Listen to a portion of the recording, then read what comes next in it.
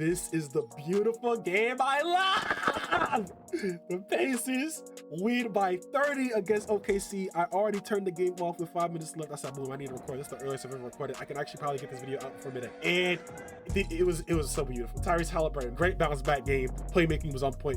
Get it into the paint, touching the paint, making his threes, getting his free throws, doing his thing. Pascal Siakam, hooping as usual. If they somehow, you know what I'm saying, win, he would definitely get the Finals MVP. That's without a question. But I also have my TJ McConnell, TJ Nash, TJ Jordan, the guy. Shout out Juneteenth, TJ McConnell. I don't know, bro. The guy, bro. He's just that guy, bro. Like, he was just doing everything on offense, on defense, playmaking, drive to the paint, getting all these middies off, getting freaking Jordan middies, getting freaking Chris Mullin, Larry Bird, I don't know, bro. Whoever you could think of that's nice, bro. TJ McConnell is that guy, bro. I don't know what to say, bro.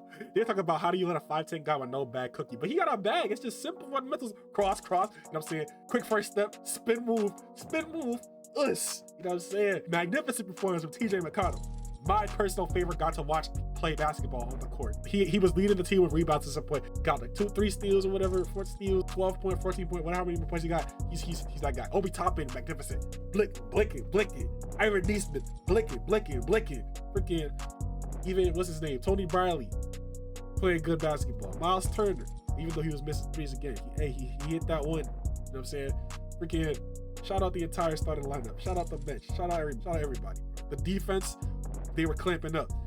Everybody was making effort on the defense. Also, Tyrese Halliburton, I see the defense as well. He got some very timely steals. 2 timely steals or that continue the momentum. And OKC, it was literally just Shea, J-Dub. Nobody else could touch the rim. Nobody else could do anything on the court other than Shea and J-Dub. And even then, they were getting clamped up. I don't care what the stats say. If the stats say Shea shot like 46% from the field, it was a bad 46% because he was getting clamped up. That late double was broken, bro. I'm not gonna lie. That late double also, I felt like they were more slow and like took too long to be decisive, because, or at least with Shea, was too slow. It took too long to be decisive, because as soon as he took a little bit longer in that post up, immediately double, positioned themselves in a way so that they will rotate, even if he passes out the double successfully, so that you can't get a good shot off. You would get another Lou Dort 3, who again was, but yeah, like, their defense was amazing. I heard some people say, oh yeah, they were out thundering the Thunder. That's what I felt like, bro. They came in with the urgency. Freaking OKC started off 10-2.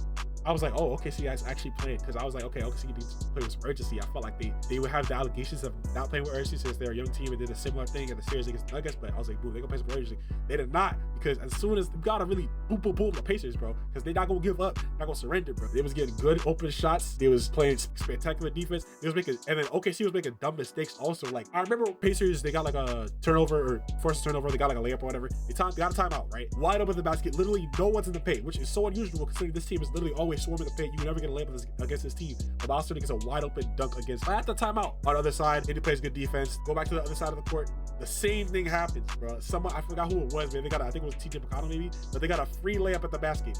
And it's like, they made the same mistake like twice in a row. And I was like, bro, how you take a timeout to replay the strategy or whatever, or get guys to lock in, and then you come out the timeout and you're playing worse. So at that point, I was like, this game's over, bro. Furthermore, halftime, they were down 20. First of all, being down to the Pacers at halftime, you're almost guaranteed to lose. Second of all, if Caleb Clark's in the building, you're almost guaranteed to lose. Third of all, well, actually, I don't think he's in the building. But third of all, if you're down over 10 to the Pacers at halftime, you already lost the game. It's just a matter of formalities and it actually happening. But like, yeah, like at that point, they just had to maintain. J-Dub, at first, just felt like he was unguardable. I'm not gonna lie. It felt like he was unguardable. He was just barreling his way to the paint, and they couldn't do nothing about it, getting open shots. But then they switched the defensive scheme. They started doubling earlier, or very strategic doubles, even though they kind of kept the arms in the cookie jar a little bit too much, but they still played a great defense. That was really the turnaround. This is great defense, and then getting open shots, and OKC was just not locked in as much, and it felt like they got progressively less locked in as the game continued. Now halftime, okay, they started off, they're playing all right defense, and the defense just got worse, and they couldn't make a shot. Then Indy opens up the game again, and then at that point the game was over. So it was it was a beautiful game. It was the beautiful game I loved. That was the most entertaining blowout I've ever seen. It wasn't just that one OKC versus Timberwolves blowout where it was just dreadful. They just couldn't do nothing. And it was just boom, boom, boom. No, it was just playing beautiful basketball, clamping every time. TJ McConnell, give me that, give me that, give me that. It's mine. Give me that. Freaking Miles Turner when he blocked that three, I popped off. I'm not gonna lie. Tyrese Halliburton when he got that one steal, he got the other steal, I popped off. I'm not gonna lie. Defense to offense, offense to defense, defense to off. It was just magnificent. The beautiful game I love. The beautiful game I love. Now, game 7. OKC versus Pacers goes to 7. My prediction is down the drain. Now, the question is, no, I'm not even questioning nothing. Pacers is 7. Pacers is 7. Pacers is 7. Pacers is 7. My head is telling me, you know, OKC is 6. I was actually wrong. OKC is 7 because OKC loves to bounce back, and they were down 40 the other time, and they came back. But my heart says OKC. Nah. Indy is 7. Indy is 7, boy. Indy is 7 with the Halliburton. And also, what else was I gonna say? Oh yeah, Halliburton got to rest because they were hooping so well. Halliburton got to rest. The 3 days off helped him out. He was looking better. Halliburton's gonna get to rest until Sunday again. Didn't play the second half. He only played 23 minutes. So we're gonna get a fresh game for everybody involved. I think OKC's gonna come out swinging, definitely. So it's anybody's game, in my opinion. Again, my head is telling me, okay, OKC's gonna bounce back like they always do, but my heart is telling me, Indiana 7! Yeah! Thank you. Bye-bye.